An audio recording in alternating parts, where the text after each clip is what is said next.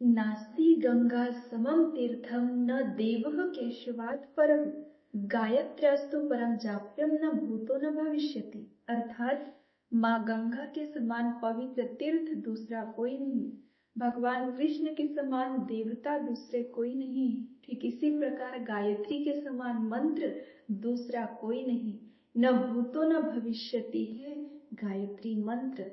और नियमित रूप से यदि गायत्री मंत्र की साधना की गई, उपासना की गई, तो हमारे पूर्व जन्म के जितने भी संचित पाप कर्म है, पाप ताप संताप है, गलत कर्म है, वे सभी जलकर भस्म हो जाते हैं गायत्री उपासना से। गायत्री के एक बहुत बड़े साधक थे माधवाचार्य जी। उन्होंने वृंदावन में रहकर 12 वर्षों तक गायत्री मंत्र की साधना की, उपासना की, लेकिन 12 वर्ष बीत गए, उन्हें कोई लाभ होता दिखाई नहीं दिया।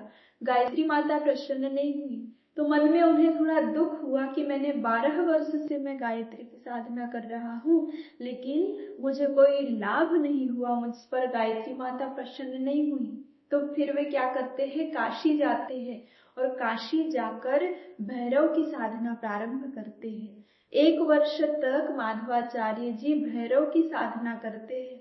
1 वर्ष के पश्चात भैरव प्रसन्न हो जाते हैं और माधवाचार्य जी के पीछे से आवाज आने लगती है। क्या आवाज आती है? माधवाचार्य जी, हम आपकी साधना से प्रसन्न हैं, आप वरदान मांगिए। तो माधवाचार्य जी कहते हैं, पहले आप मेरे सामने प्रकट तो होइए, तब तो मैं आपसे वरदान मांगूंगा।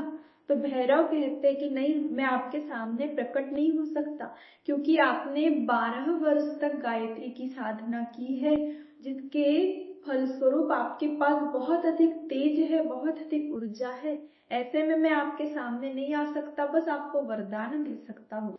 तो माधवाचार्य जी उनसे कहते हैं कि यदि आप मेरे सामने प्रकट ही नहीं हो सकते, तो मुझे वरदान भी मत दीजिए, मुझे आपसे कोई वरदान नहीं चाहिए, बस आप मेरे एक प्रश्न का उत्तर दे दीजिए। बोले क्या?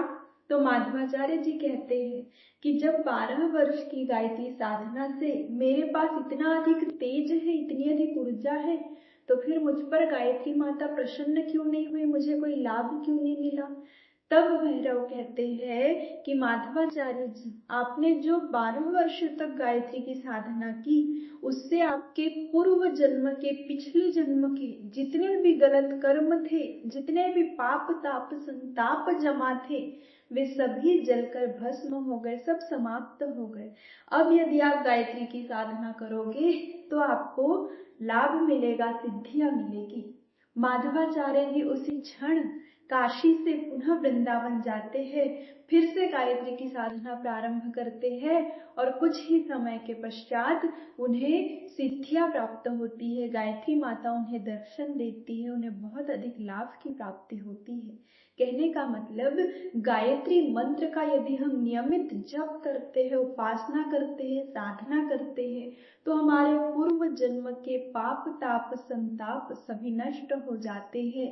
गायत्री माता हमें निर्मल बनाती है, पवित्र बनाती है, शुद्ध बनाती है। जय मां गायत्री।